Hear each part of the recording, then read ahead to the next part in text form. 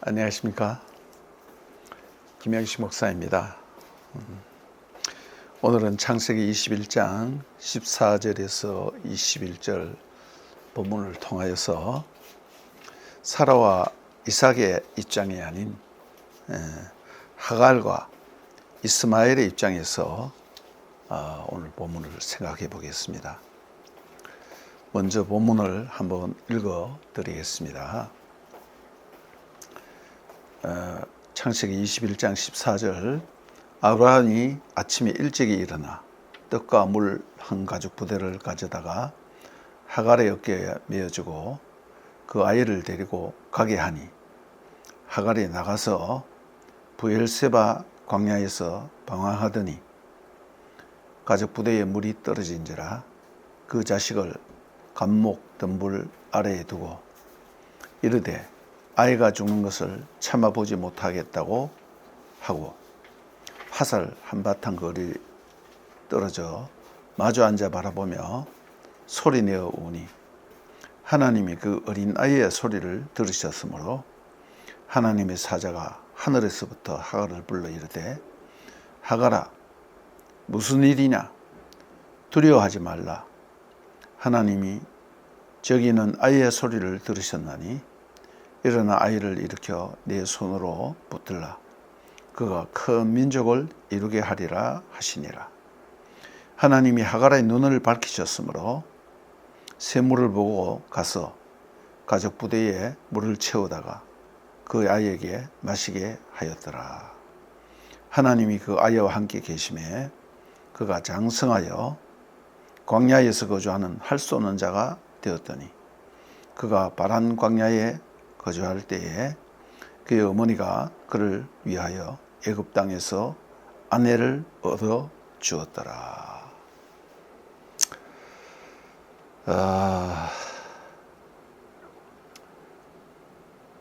아브라함이 본처인 사라를 통해서 이삭을 낳고 또 8일 만에 할례를 행하고 제절될 때에 큰 잔치를 했습니다. 그리고 그것을 계기로 해서 이스마엘이 오늘 그저께 성경 본문에는 이삭을 놀린지라 그렇게 했는데 좀 해꾸지는 것 같습니다. 어찌됐든 그런 것을 계기로 해서 사라가 아브라함에게 강력하게 어필을 했죠. 이 여종과 그 아들은 내 아들과 함께 유업을 잊지 못하리라. 쫓아내라. 이렇게 말했죠. 어떻게 보면 당연한 자기의 권리의 주장이지만은 당하는 하갈과 이스마엘에게 있어서는 그 하갈과 이스마엘 모자의 마음은 이때 당시에 어떠했겠는가. 그리고 그 주인공이 만약에 나라면 어땠을까. 그런 생각을 한번 해보기를 원합니다. 그래서 먼저 갑자기 찾아온 인생의 지진. 사라가 생각지도 못한 하나님의 은혜로 이제 이삭을 얻어서 할례를 행하고 또 제절되고 잔치를 하고 이삭은 아브라함의 본처의 아들로서 지위를 굳건히 하는 거죠. 그러나 이때로부터 하갈과 이스마엘은 뒷전으로 밀려날 수밖에 없죠. 그래서 드디어 날벼락 같은 사건이 제절 때는 그 잔치하는 날 벌어지게 되었습니다. 갑자기 남편 아브라함, 하갈의 입장에서는 어찌됐든 간에 그렇지 않습니까? 그리고 아버지인 아브라함, 이스마엘의 입장에서도 아브라함은 아버지입니다. 아버지로부터 이제 너희들 나가야겠다 라는 통보를 받았죠. 그것은 바로 버림을 받고 아무 대책도 없이 광야에서, 광야라는 건 뭡니까? 죽음의 땅이죠. 광야로 추방을 당해 쉽게 말해서 맨 땅에 내던져졌는 거예요. 이런 황당한 일이 하갈과 이스마엘에게 벌어졌습니다. 우리가 인생을 살다 보면 내가 원하지도 않았고 내가 예상치도 못한 일이 갑자기 나에게 닥쳐올 수 있어요. 지금도 세상 곳곳에 이런 일들이 일어나고 있습니다. 이런 고통스러운 상황 속에 성경에 있는 하갈과 이스마엘이 아니라 바로 내가 그 주인공이 될 수도 있다는 거죠. 저는 그 중앙통에 가서 모처럼 갔습니다. 이 가게 문이 한 3분의 1 정도는 닫혔더라고요.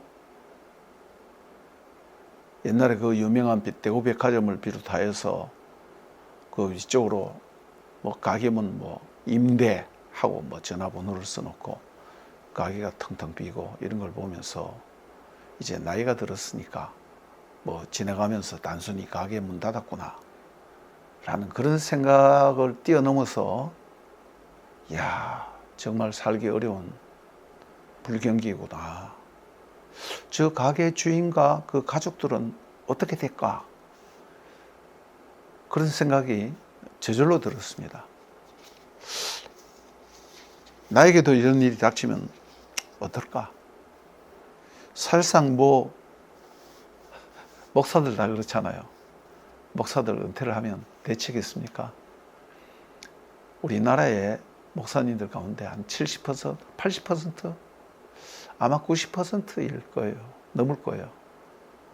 대책 없습니다. 어떻게 해결해 볼, 살아볼, 아니면 생존해 볼 길이 보이를 않는 거예요. 이것이 창세기 21장 14절에서 16절입니다. 다시 한번 읽어드리겠습니다. 아브라함이 아침에 일찍 일어나 떡과 물 한 가죽 부대를 가져다가 하갈의 어깨에 메어주고 그 아이를 데리고 가게 하니 하갈이 나가서 부엘세바 광야에서 방황하더니 왔다 갔다 하면서 길을 찾고 어디에 살만한 곳이 없는가 찾는 거죠. 그런데 가죽 부대의 물이 다 떨어진지라 그 자식을 감목나무, 뭐 사막에 나무가 있습니까? 떨기나무 같은 것 그런 것밖에 없죠. 덤불 아래 누워두고 이르되 아이가 죽는 것을 참아보지 못하겠다. 자기도 이제 죽게 되겠고 더군다나 아이가 죽어가니까 화살 한바탕, 화살을 쏘면 닿는 거리죠. 그래 한 400m 정도 두고 아이를 나무 숲에, 그 나무도 아니에요. 그냥 가시덤불 그 밑에 두고 자기는 막 찾아 헤매는 거야. 그러다가 안 되니까 그냥 통곡을 하는 것입니다. 자식이 물이 없어서 목말라 죽는 것을 참아볼 수 없구나. 그것이 몇천 년 전에 기록된 그 얘기가 아니고 오늘날을 살아가는 우리의 문제라면, 나의 문제라면 어떻게 했냐는 것입니다. 시편 109편 4절과 5절에 이런 말씀이 있습니다. 그들이 광야 사막길에서 방황하여 거주할 성읍을 찾지 못하고 줄이고 목이 말라 그들의 영혼이 그들 안에서 피곤하였도다. 예.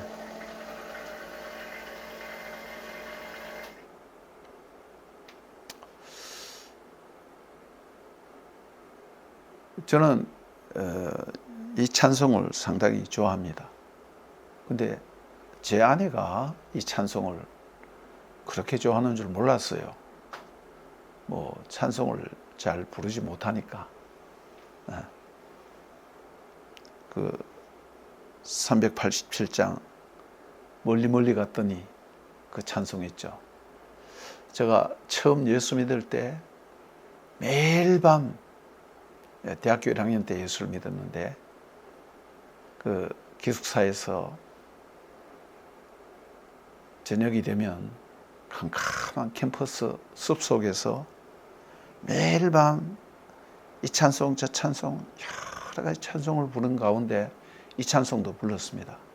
그 찬송을 부르면서 하나님께 벤치에 앉아서 기도하던 그 생각이 나는데, 여러분 다 아시죠? 멀리 멀리 갔더니 처량하고 고나여 슬프고도 외로워 정처 없이 다니니 예수 예수 내 주여 지금 내게 오셔서, 옛날 버전은 섭섭하여 울 때에, 저는 그것이 낫습니다. 익숙해졌어요. 시뜬하지 마시고 길이 함께 하소서. 몇 절 있죠. 근데 제 아내가 그 찬송을 그렇게 좋아하는 줄 몰랐어요. 자기 얘기를 잘 안 하니까. 근데 언제 그걸 불렀느냐고 물어보니까 처음 예수 믿을 때 이 찬송을 알고, 중학교 2학년 때 아버지가 암으로 갑자기 돌아가셨거든요. 뭐 부유한 집에서 아버지가 갑자기 돌아가시니까 아무런 대책이 없는 거예요. 엄마도 그냥 아버지 그늘에서 아빠가 다 해주는 거, 애들도 그렇게 하다가 갑자기 아버지가 돌아가시니까 그냥 오히려 친척들이 도와주는 것이 아니라 뜯어먹고 아마 그랬는가 봐요. 그때에 그 가슴 아픈 사연이 참 많이 있더라고요. 그러다가 이제 예수를 처음 믿고 이 찬송을 그렇게 많이 불렀다 그러더라고요. 네. 우리 모두 다 우리가 찬송가를 부르면, 저 찬송가는 내 찬송가구나 라고 공감하는 게 있죠. 그죠? 네, 저도 그렇습니다. 근데 하나님께서 우리 인생이 이렇게 인생의 절벽 끝에서, 인생의 지진을 만나서 절벽 끝에서 그 작은 나뭇가지에 매달려서 살려고 발버둥 치고 있는 그런 순간에 내 힘으로는 뭐 어떻게 올라올 어떤 힘이 없어요. 그때 하나님께서 우리의 기도를 들어주신다는 것입니다. 오늘 본문을 보면 아이의 소리를 들어주시는 하나님입니다. 17절에서 18절을 보니까 하나님이 그 어린 아이의 소리를 들으셨으므로 하나님의 사자가 하늘에서부터 하갈을 불러 이르되, 하갈아 무슨 일이냐? 두려워하지 말라. 하나님이 저기 있는 아이의 소리를 들으셨나니 일어나 아이를 일으켜 내 손으로 붙들라. 그가 큰 민족을 이루라 하시니라. 하나님이 아이의 소리를 들었다. 엄마 하갈의 기도가 어쩌면 더 간절했을 수도 있어요. 그러나 여기서 하나님이, 성경 저자인 모세가 구태여 강조하여서 이렇게 기록해 놓은 것은 하나님이 어린아이의 기도를 들어주셨다는 것입니다. 하나님은 어린아이의 기도를 들어주시는 것을 아주 기뻐하십니다. 왜냐하면 어른들은 생각이 많아요. 또 계산이 많아요. 살아보니까 그렇더라고요. 예. 우리 하나님께서는 어린아이 같은 마음을 아주 기뻐하십니다. 제 둘째 딸이 장애인인데 말이죠. 어제도 장애인 딸과 함께 많이는 아니에요. 3번 기도했어요. 아침에 한 번, 점심 때 한 번, 저녁 때 한 번. 한 번 더 했나 모르겠네요. 제가 언제 한번 말씀드렸죠. 하루에 13번 기도할 때도 있었다고. 보통 하루에 3번 내지 7번 그렇게 예배를 드렸어요. 어제는 제가 뭐 준비하느라고 바빠서 그렇게까지 밖에 못 드렸는데, 하나님이 저의 기도를 들어주시는 것이 아니라 우리 장애인 딸의 기도를 들어주는 거예요. 장애인이니까 어떨 때 보면 말이죠, 꼭 어린애 같아요. 나이는 벌써 40이 넘었는데 한 8살 나는 애들 같은 그런 말과 행동을 한단 말입니다. 근데 하나님께서 그 애의 기도를 잘 들어주십니다. 심지어는 그 애가 기도하다가 하나님이 뭐 어떻게 하실 거다 이런 말을 하면요, 아니 그것이 그대로 되는 거예요. 예, 그건 뭐 개인적인 문제고 체험의 문제지만은 그것을 보면서 하나님께서 똑똑한 사람의 기도를 들어주시는 것이 아니라 순수한 어린아이 같은 그런 마음을 기뻐하시는구나라는 것을 느꼈습니다. 마태복음 18장 3절에 우리 주님께서 너희가 돌이켜 어린아이들과 같이 되지 아니하면 결단코 천국에 들어가지 못하리라. 뭐 아이가 돼야 뭐 구원을 받고 천국에 간다 그런 의미도 있겠지만은 살아계신 하나님을 경험하는 것이죠. 예. 그래서 어린 아이의 소리를 들어주시는 하나님. 예. 그래서 우리는 어린아이와 같은 마음을 우리에게 허락해 주시옵소서. 그 기도가 참 필요합니다. 왜냐하면 이 세상에 살다 보면 이 세상에 더러운 때를 너무나 많이 묻히게 돼 있어요. 그래서 우리는 항상 하나님 앞에 어린아이와 같은 깨끗한 심령을 갖고 있어야 되는 것입니다. 물론 나이라고 다 그런 건 아니지만은 어른보다는 낫잖아요. 네. 세 번째로 생각할 것은 하나님께서 눈을 밝히사 샘물을 보게 하셨다라는 것입니다. 21장 19절에 하나님이 하갈의 눈을 밝히셨으므로 샘물을 보고 가서 가족 부대에 물을 채우다가 그 아이에게 마시게 하였더라. 그 부근에 멀지 않은 곳에 샘물이 있었다는 것입니다. 하갈과 이스마엘이 물이 떨어져서 그 가까이 어디에 샘물이 있는가 얼마나 많이 찾았겠어요. 왔다 갔다 하면서. 그런데 샘물을 발견하지 못했어요. 근데 하나님께서 눈을 밝혀주시니까 발견하지 못했던 샘물을 그 멀지 않은 곳에, 아마 뭐 얼마나 가까이 있었는지는 모르겠지만은 멀지 않은 곳에 샘물이 있다는 것을 발견하게 했습니다. 하나님이 우리의 눈을 밝히시면 보이지 않던 것이 보이게 됩니다. 깨닫지 못한 것을 깨닫게 됩니다. 누가복음 24장에 보면 부활하신 예수님께서 엠마오로 가는 두 제자에게 나타나셨죠.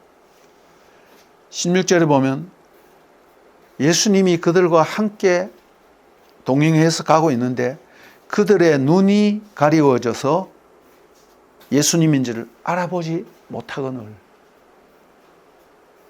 그러나 31절에 보면 그들의 눈이 밝아져서 예수님인 줄 알아보더니, 우리가 눈이 어두우면 그건 뭐 시력이 0.5, 뭐 시력이 나쁘다는 뜻이 아니죠. 소위 말하는 영안이 열리고 밝아지면 보이지 않던 하나님의 세계가 보인다는 것입니다. 그러나 우리 눈이 어두우면 보아도 보지 못하고 들어도 듣지 못하고 마음으로 깨닫지 못하는 거예요.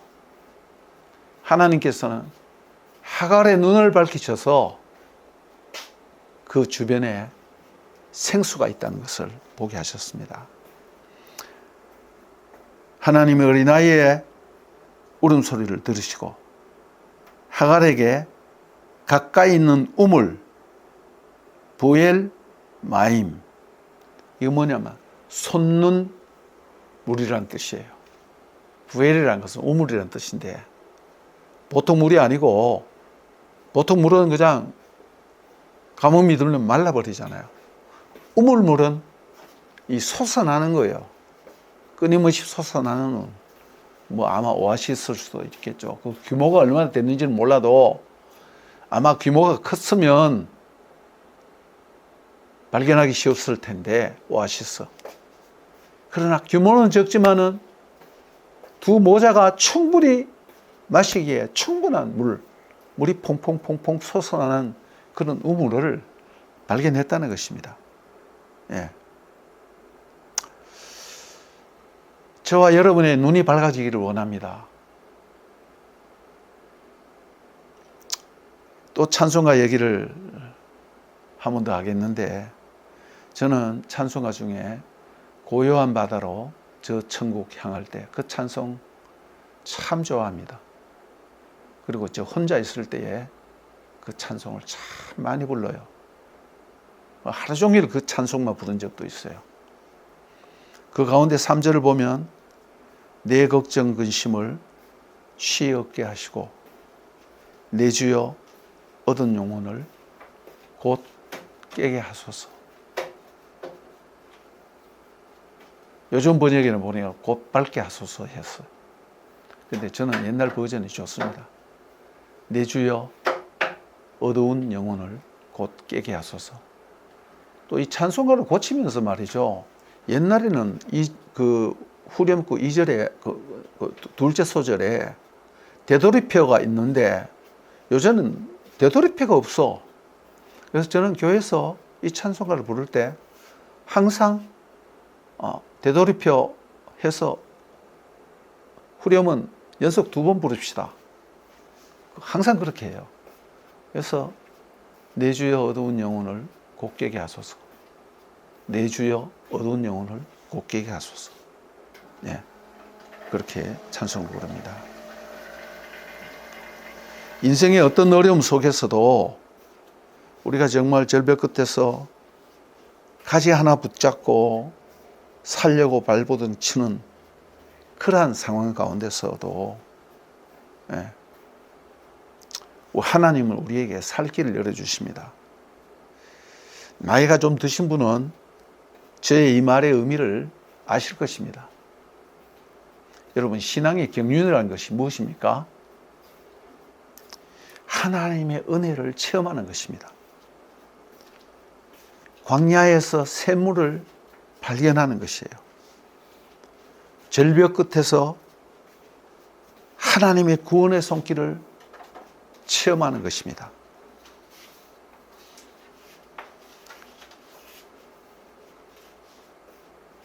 나이가 그렇게 많지는 않습니다. 그러나 70년 이상 살면서 제가 신앙생활 하면서 경험한 것은 절벽 끝에서 나를 구원하시는 하나님. 예. 저는 평생 동안 풍족하게 뭘 모아놓고 산다든가 내일 일 예비해 놓고 산다든가 그런 적이 한 번도 없습니다. 제가 처가를 갈 때 18년 만에 처가라는 곳으로 갔어요. 딸을 시집 보내놔놓고 20년 만에 딸네 집에 처음 갔어요. 그렇다면 제 삶이 어떤 삶이라는 걸 여러분 다 짐작하실 것입니다. 뭐 제가 제 형편을 여러분들에게 하소연하고 알아달라는 얘기가 아니에요.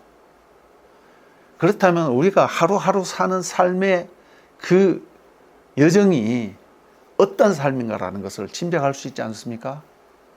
그러나 저는 걱정하지 않습니다. 하나님이 매일매일의 그 삶 가운데서 때로는 인생의 절벽 끝에서 하나님이 우리가 부르짖는 그 음성을 들으시고 하나님이 그 구원의 손길을 뻗쳐주시는 그 하나님을 저는 확신합니다. 여러분 어떻습니까? 옛날에 2000년 전에 예수님께서 나를 위해서 십자가에 죽으셨어. 그거 믿기 쉽습니다. 내가 죽으면 천국 갈 거야. 그거 믿기 쉽습니다. 그러나 지금 현재 여기서 오늘 나 정말 지금 절벽 끝에서 아무런 길도 없고 아무런 구원의 손길도 없는데 오로지 하나님만 바라보고 하나님께 부르짖을 때 하나님이 내가 여기 있노라 두려워하지 말라 라는 그 음성을 여러분들 들을 수 있어야겠습니다. 저는 여러분들에게 이런 신앙의 고백이 있기를 소원합니다. 감사합니다.